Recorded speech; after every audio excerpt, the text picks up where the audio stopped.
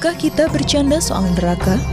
Pernahkah kita menertawakan ayat-ayat Allah Subhanahu wa Ta'ala? Padahal Allah Subhanahu wa Ta'ala berfirman, barang siapa yang menentang Allah Subhanahu wa Ta'ala dan Rasulnya, tempatnya adalah neraka jahanam, kekal di dalamnya. Dulu orang-orang munafik juga berkata, kami hanya bersenda gurau dan bermain-main. Tapi Allah Subhanahu wa Ta'ala menjawab mereka dengan keras. Apakah kepada Allah Subhanahu wa Ta'ala, ayat-ayatnya dan Rasulnya kalian memperolok-olok? Neraka bukan lelucon. Neraka bukan bagi mereka yang munafik, yang suka menghina agama, yang tidak serius pada peringatan Allah Subhanahu wa Ta'ala, azabnya bukan sementara, tapi kekal. Allah Subhanahu wa Ta'ala tidak diam saat kezaliman terjadi. Ia menangguhkan, bukan membiarkan. Ia menunggu hari di mana tak ada candaan yang bisa menyelamatkan. Hari di mana kebenaran ditimbang tanpa tawa. Hari keadilan mutlak.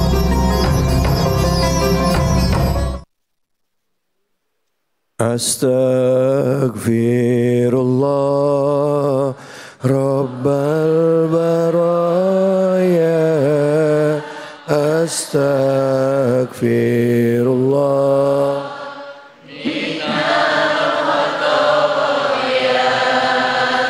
Astaghfirullah Rabbal baraya. Astaghfirullah minal khataya. Astaghfirullah Rabbal baraya. Astaghfirullah minal khataya. A'udzubillahi minasyaitonirrajim. Bismillahirrahmanirrahim. Assalamualaikum warahmatullahi wabarakatuh. Waalaikumsalam warahmatullahi wabarakatuh. Bu, Ya. Pak, Ya. gimana keadaannya, sehat? Alhamdulillah. Ini kelihatan wajah-wajah ahli sorga semuanya. Amin. Kalau tadi di awal kita ngelihat bagaimana penampakan neraka dan lagi viral sekarang, Bu. Udah pernah lihat neraka? Udah pernah ke sana? Mau? Lah, itu dia. Sekarang ini Bapak Ibu lagi viral. Kan ada tuh aplikasi ya yang bisa pakai AI, Bu. AI. Tahu AI apa? Ada AI, kita masukin prompt kata-kata, masuk dalam neraka, keluar deh gambar visualnya. Jadi kesannya itu menggampangkan dan memain-mainkan keadaan di dalam neraka.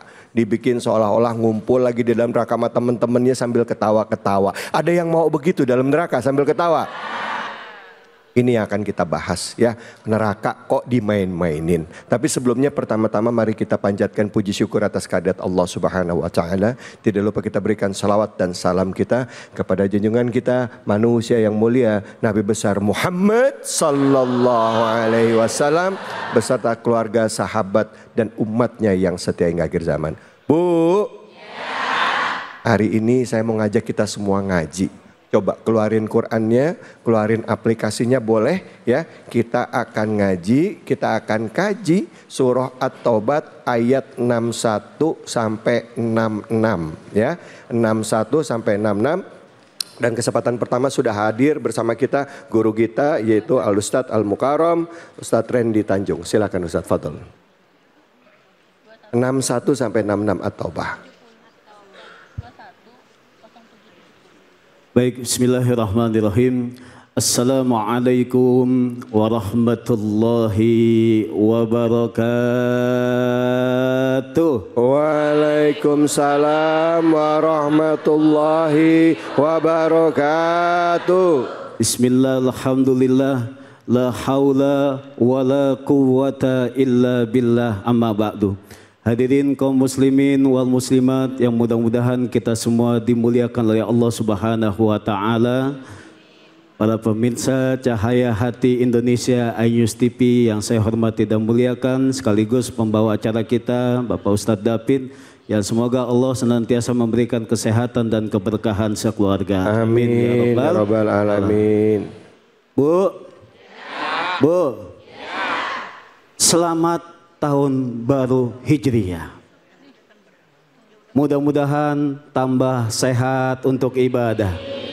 Semoga tambah berkah untuk ibadah, dilancarkan rizkinya oleh Allah Subhanahu wa taala, diberikan kelapangan rizki oleh Allah Subhanahu wa taala.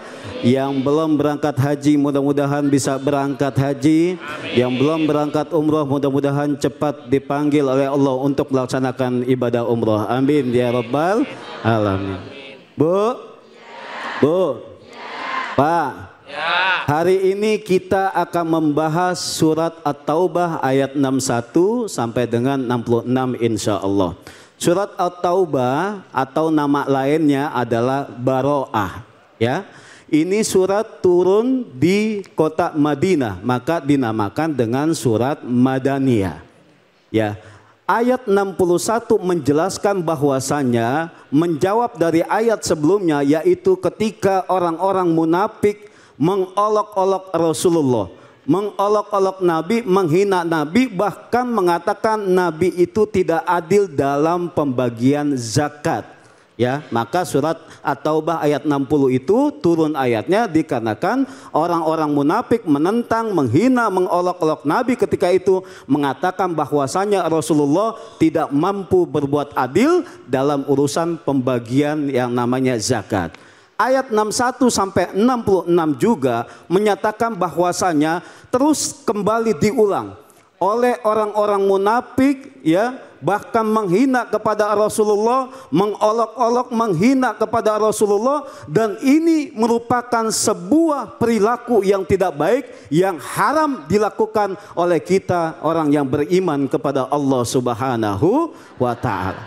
Bahkan kita hendaknya sebagai hamba Allah yang beriman kepada Allah Subhanahu wa taala hendaknya mencintai kepada Rasulullah sallallahu alaihi wasallam. Oleh karena itu wajib bagi kita mengajarkan kepada keluarga kita, mengajarkan kepada anak-anak kita, muru auladakum hubban nabi. Perintahkan, ajari anak-anak kita untuk bisa mencintai kepada Rasulullah sallallahu alaihi wasallam. Bahkan ibu, ada seorang ilmuwan dari New York. Tahu New York? Amerika. Gambarnya sih sering lihat Ustaz. Gambarnya sering lihat. New York itu Ciputat ke kanan dikit.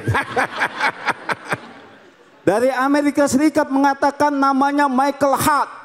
Dia mengarang sebuah buku, ada 100 tokoh berpengaruh di dunia ini. Yang nomor satu orang Yahudi itu mengatakan bahwasanya nomor satu orang manusia yang punya pengaruh di muka bumi ini adalah Nabi kita Muhammad sallallahu alaihi wasallam. Oleh karena itu kita wajib mencintai kepada Rasulullah, mengagungi Rasulullah, bahkan mengikuti apa yang diperintahkan oleh Rasulullah sallallahu alaihi wasallam.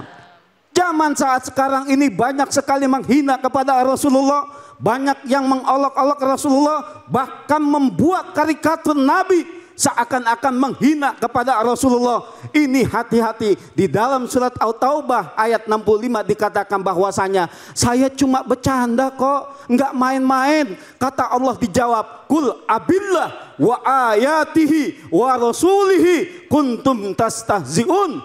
Kenapa engkau kepada Allah, kepada ayat-ayatku, kata Allah, kepada Rasulmu kamu mau bercanda seperti itu, dijadikan ajang candaan? Allah marah betul. Dijawab oleh Allah di ayat At-Taubah ayat 66-nya dikatakan bahwasanya la tadiru, udah kamu nggak usah yang namanya minta maaf. Qad kapantum ba'da imanikum, kamu telah kafir setelah kamu beriman kepada Allah Subhanahu wa taala. Allah marah betul tuh, Bu. Bu. Bu, kalau suami kita marah gimana? Diam. Takut nggak? Serem nggak? Pak, serem Bapak kalau marah sama ibu ada. Kalau seandainya kita punya pimpinan kita marah dengan kita. Kita punya suami kita marah dengan kita. Kita punya bos kita marah dengan kita. Takut kita. Ya, ngeri kita, khawatir kita. Bagaimana kalau seandainya Allah Subhanahu wa taala mengancam, Allah yang begitu sangat marah dengan menyatakan la ta'tadiru, kata Allah, udah kamu tidak usah minta maaf. Qad kafartum ba'da imanikum, kata Allah, engkau telah kafir setelah engkau beriman kepada Allah Subhanahu wa taala. Na'udzubillahi min. Makanya nggak boleh ini diolok-olok, nggak boleh dijadikan ajang candaan, nggak boleh dijadikan ajang bercanda. Sesuatu surga dan neraka yang Allah ciptakan wajib kita imani, dan tidak boleh kita bercanda perihal agama, tidak boleh kita mengolok-olok Allah, tidak boleh kita menghina ayat-ayat Allah, tidak ada kita boleh menghina kepada Rasulullah Sallallahu Alaihi Wasallam. Bu, anak zaman sekarang, Bu, coba lagi komunikasinya nih, saya juga baru dapat nih, dia nggak lagi nyebut demi Allah, tapi demi Alek. Coba. Demi Alek pokoknya kata begitu. Padahal dia mau nyebutin demi Allah. Ini tuh kurang ajar kayak begini, Bu. Hati-hati kalau anak-anak kita udah ngomong-ngomong kayak begitu tuh. Ya, dilarang seperti itu. Bahkan sekarang tadi telah kita saksikan teknologi AI namanya. Ibu mah bukan AI taunya, AO. AO ya. Ya, ada sebuah teknologi coba dibuat bagaimana keadaan neraka olehnya. Bahkan mereka mengatakan, hello guys, inilah hari pertamaku di neraka. Kita kumpuli dengan teman-teman kita semua di sini. Maka kalian kita tunggu ya di sini, coba kayak begitu. Neraka sebagai ajang candaan demikian, hati-hati. Mungkinkah kita nanti termasuk orang yang munafik, dan bahayanya orang munafik akan diazab oleh Allah dengan azab yang pedih. Dia tidak meyakini apa keagungan Allah, dia menghina ayat-ayat Allah, dia menghina kepada Rasulullah, maka neraka jahanam yang akan disiapkan oleh Allah Subhanahu wa taala. Ibu tahu nggak, Bu, perihnya neraka itu seperti apa? 1 hari di dunia, 1000 tahun di akhirat. 1 detik di dunia, 48 hari di akhirat. Orang-orang yang akan dimasukkan nanti ke dalam neraka yang mengolok-olok ayat-ayat Allah, Rasulnya, itu nanti akan berbahaya, dimasukkan kepada neraka jahanam.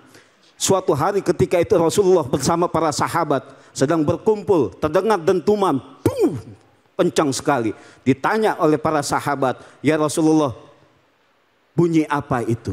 Rasulullah menjawab ketika itu, itulah perumpamaan ketika nanti neraka jahanam Allah Subhanahu wa taala melemparkan atom, melemparkan meteor selama 70 tahun baru nyampe. Bayangin, Bu, dilempar batu ya, 70 tahun baru nyampe.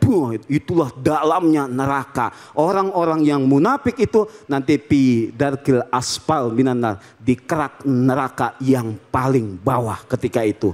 Neraka begitu entengnya, ada yang neraka yang paling ringan, yang paling di atas. Ini hukumannya seperti ini digambarkan dalam Al-Quran. Nanti malaikat akan disiapkan oleh Allah, malaikat yang sadis, malaikat yang tegas, malaikat yang begitu sangar mukanya, ya. Syidadun, ya, malaikat yang begitu keras, nanti disiapkan oleh Allah, ditarik ubun-ubunnya, nanti dicelupkan ke neraka, hancur badannya, hancur kulitnya, diangkat lagi, kemudian disembuhkan lagi oleh Allah, diturunkan lagi kayak teh celup seperti apa? Coba dimasukkan, diangkat, dimasukkan, diangkat. Itu neraka paling ringan, Bu. Mau coba? Maka hati-hati, jangan pernah memperolok-olok agama.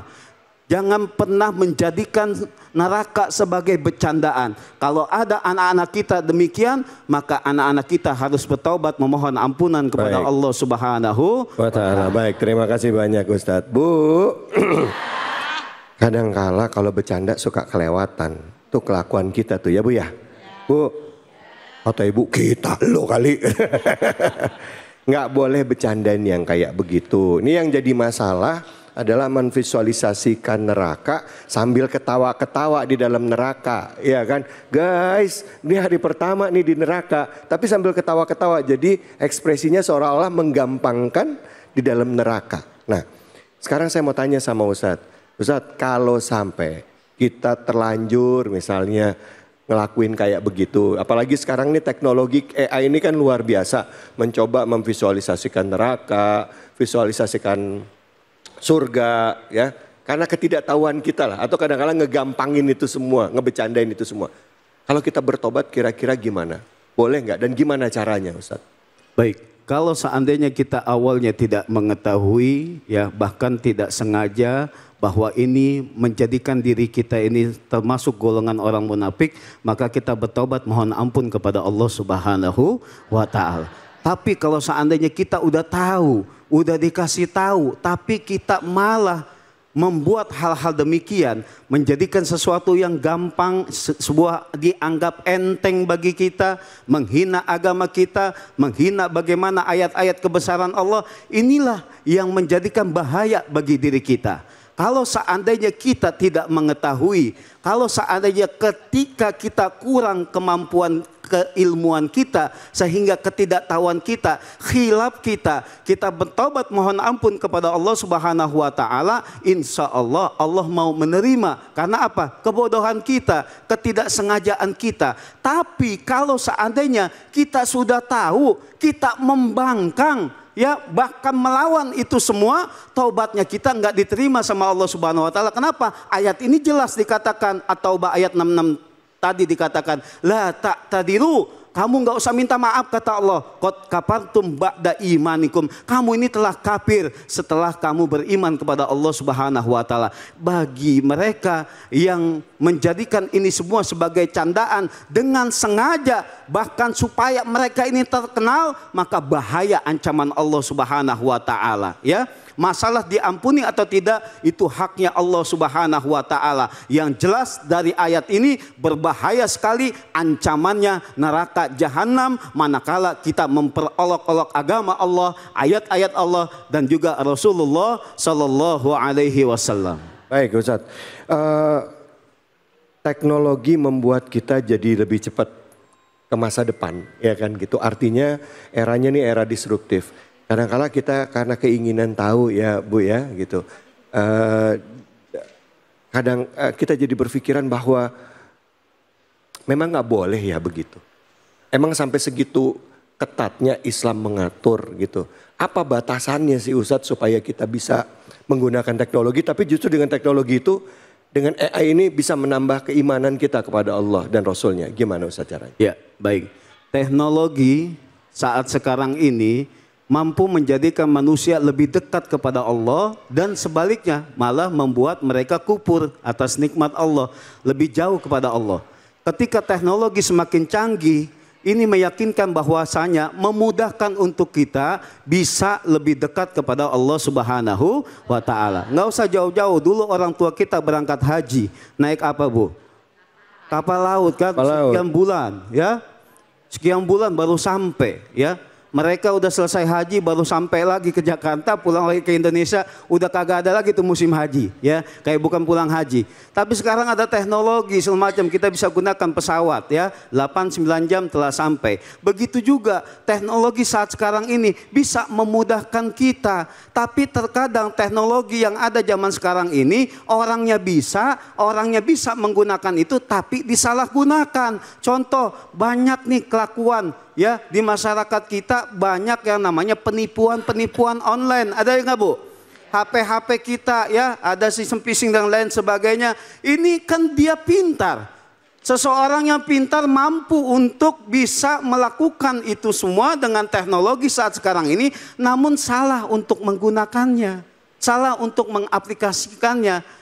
Harusnya dia mengerti, dia lebih paham, membantu dirinya untuk bisa bermanfaat ilmunya sehingga dia bisa dekat dengan Allah Subhanahu wa taala. Orang yang semakin dia tawadu, punya keilmuan, dilandasi dengan beriman, beribadah kepada Allah Subhanahu wa taala, insya Allah dia semakin dekat. Tapi sebaliknya, kalau seandainya ilmunya dipakai untuk ladang kemaksiatan, dipakai untuk sesuatu yang dapat menjauhinya kepada dirinya Allah, ya, maka sia-sia, sangat disayangkan. Baik, Masya Allah, terima kasih banyak Ustadz. Bu, dalam bergaul kita memiliki kawan-kawan, saudara-saudara yang berbeda keyakinan dengan kita. Tapi kadangkala di dalam satu keyakinan saja kita punya pandangan yang berbeda-beda. Dan gak jarang karena perbedaan pandangan ini dan menafsirkan satu ayat yang berbeda, kita bisa berantem. Nah, bagaimana kita bersikap terhadap meyakini keimanan kita, meyakini ayat-ayat Allah dengan cara yang benar tanpa harus memecah belah umat. Jangan kemana-mana, tetap di sini.